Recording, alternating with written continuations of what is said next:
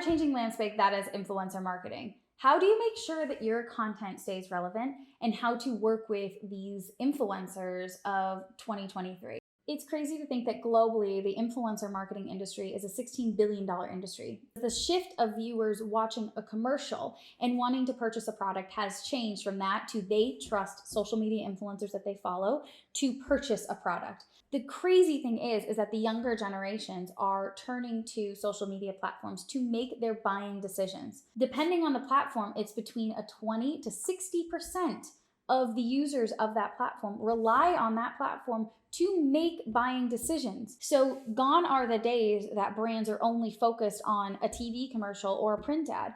If they're not involved in social media and they're looking to get to a young audience, they're not going to get to that young audience anymore. Another really big shift I see happening in 2023 is that the way that influencers promote products is going to change.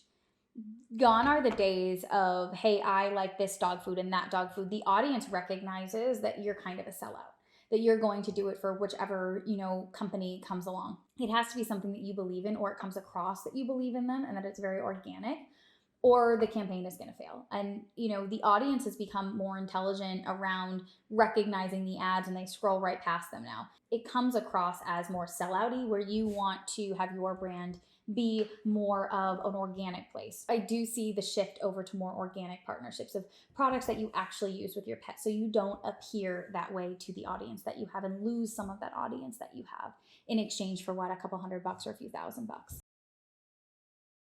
I do think that the industry is going to change, and influencers, specifically pet influencers, the price system is going to go down even more than it is from 2022.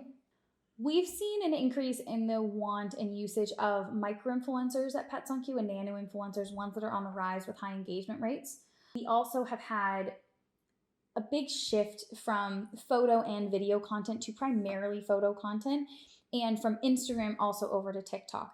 If you look at the spending chart that we have, the amount of money spent on Instagram is definitely the highest. I do see that trending down in 2023, even though the graph doesn't show it. But mark my words, I think that Instagram spending is going to go down, because we've definitely seen a significant drop in spend in Q4 of 2022 for Instagram, and a rise more on TikTok and YouTube. TikTok is a lower price point and has higher virality rates for a brand.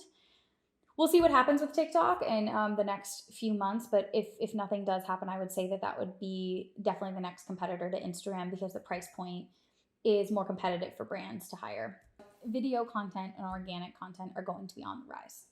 And I would say that the overpriced influencer is going to be up for a rude awakening in 2023.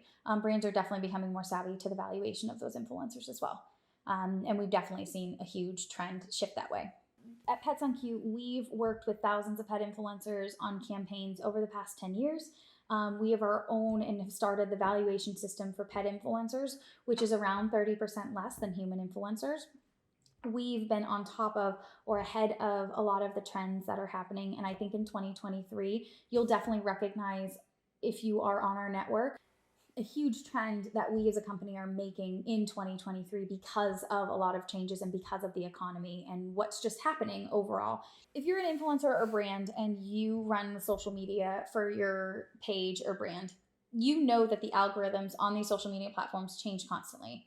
And that's something that you absolutely have to stay top of date on, and knowing what your audience is reacting to, what they're enjoying, and kind of double downing on that.